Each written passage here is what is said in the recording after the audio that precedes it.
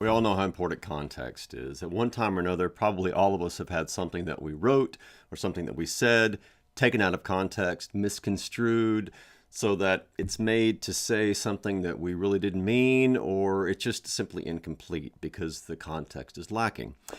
Well, it's certainly like that when we're reading any text, in particular the biblical text. One of the fundamental principles of biblical interpretation is that it's contextual. We need to know the immediate context and the far-reaching context of any particular narrative or any portion of Scripture in order really to rightly interpret it. So what I want to do in this video is talk about three different contexts related to Luke chapter 4, where Jesus preaches his first sermon in his hometown of Nazareth.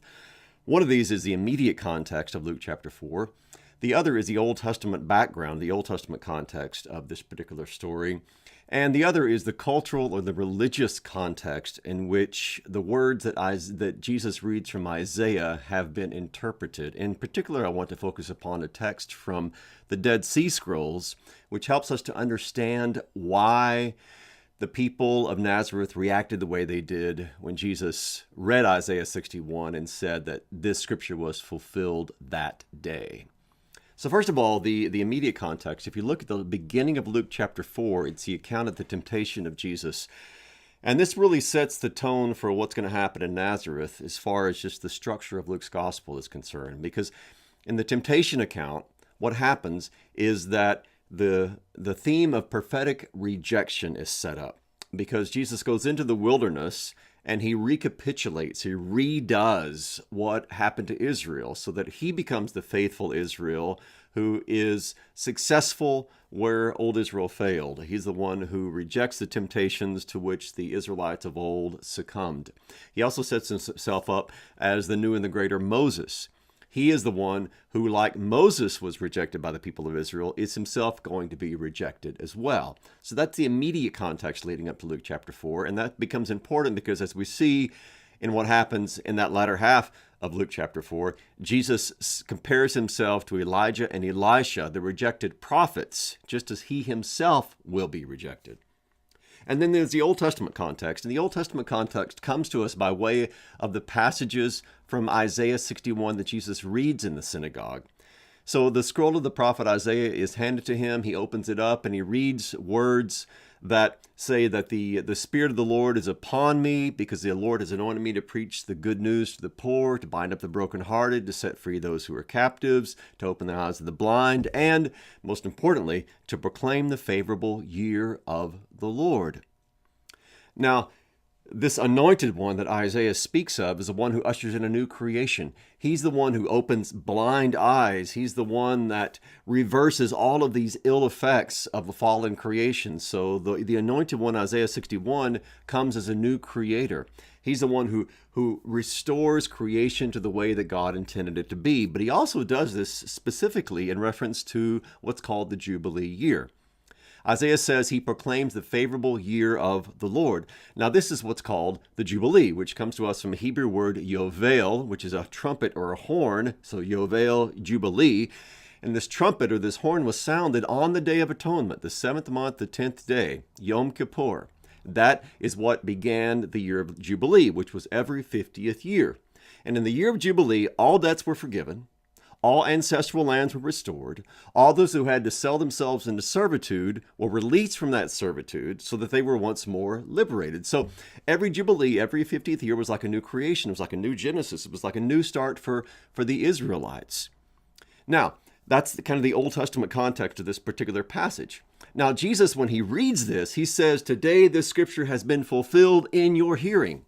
In other words, I am the fulfillment of the scripture. I am the anointed one who comes to bring about a new creation, a new Genesis, and I announce this new Jubilee that will come to pass in me. Now, it's important, and this is our third context, it's important to understand that the Israelites at this time understood Isaiah 61 to be a prophecy of the Messiah, of the anointed one. We have evidence of this from Qumran. In one of the most fascinating of the Qumran scrolls, the Dead Sea Scrolls, it's called 11Q Melchizedek. We have the prophecy or the proclamation that at the end of time, a messianic figure is going to come who is called Melchizedek from way back in Genesis. He's called Melchizedek, and he's going to be the priest king, the leader, the anointed one of God, who's going to bring about victory for all the people of God. Now, what's important is that in this particular text, 11 key Melchizedek, Isaiah 61 is quoted as programmatic for this messianic figure. He is the anointed one who's going to bring about this new creation, this new change, this victory for the people of God. So we have evidence from the first century, from the Dead Sea Scrolls, that Isaiah 61 was understood as a prophecy of this end-time figure that they called Melchizedek. So it stands to reason that when the people of Nazareth heard this text from Isaiah, read, and then Jesus says, it's fulfilled in your hearing, that they too, like the people of Qumran, understood this as a prophecy of the Messiah. And so when Jesus, who's the hometown boy, comes back home and he reads this particular text and says, hey, it's fulfilled now, today, in me, they would have understood that he was saying, I am the anointed one. I am the one who brings about a new creation. I am the Messiah. And so you can understand why they begin to react the way they did, especially given what Jesus says after when he compares them to Israel of old, which rejected the prophets Elijah and Elisha. So that's three contexts. It's the immediate context of Luke chapter 4, the temptation account. It's the broader context of the Old Testament and the year of Jubilee. And it's the cultural context in which the people of Qumran understood this particular passage that Jesus read and preached on from Isaiah to be a prophecy of the Messiah. So all this helps us to understand a little bit more Luke chapter 4. It fills in some of these gaps by reading this passage contextually to show us that when Jesus begins his ministry, when he steps into the synagogue at Nazareth and he reads from Isaiah 61, he is saying, I'm the Messiah. I'm the anointed one. I am the new and greater prophet. I am the one who brings in the year of Jubilee, this year of release, this year of liberty, this year of new creation, of new Genesis, and I'm going to do it just like the Jubilee of old on the Day of Atonement, and that's going to come to pass, this great Jubilee, in my own Day of Atonement, in my crucifixion and resurrection, which I will bring about for the redemption of all people. And I hope this helps you to understand a little bit more of what's going on in Luke chapter 4. Thanks for listening.